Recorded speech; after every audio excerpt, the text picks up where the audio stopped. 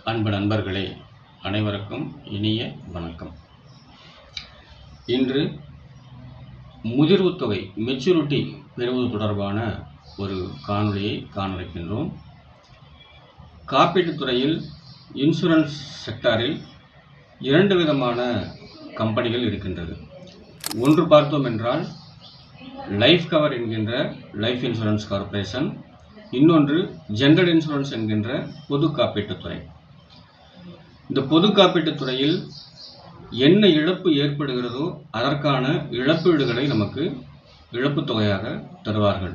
உதாரணமாக, ஒரு வாகன இன்சூரன்ஸ், வண்டி இன்சூரன்ஸ் எடுத்திருக்கின்றோம் என்றால் அந்த வாகனத்திற்கு ஏற்படக்கூடிய இழப்பீடுகளுக்கு ஏற்றவாறு அந்த தொகையானது தரப்படும்.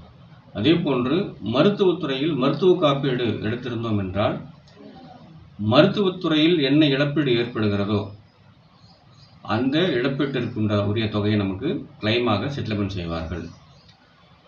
அதற்கு நேர் மாறானது லைஃப் இன்சூரன்ஸ் கவர்.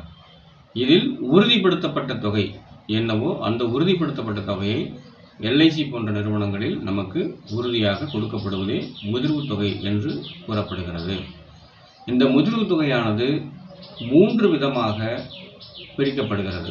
ஒன்று வாழ்வுகால பயன் என்றும், மற்றொன்று இறப்பு உரிமம் என்கின்ற பெயரிலும், மூன்றாவதாக முதிர்வு தொகை, அந்த பாலிசி முதிர்வடையும் பொழுது அதற்குண்டான முதிர்வு தொகையாக வழங்கப்படுகின்றது. அதை பற்றி அடுத்தடுத்த வீடியோக்களில் முழுமையாக நாம் பார்ப்போம்.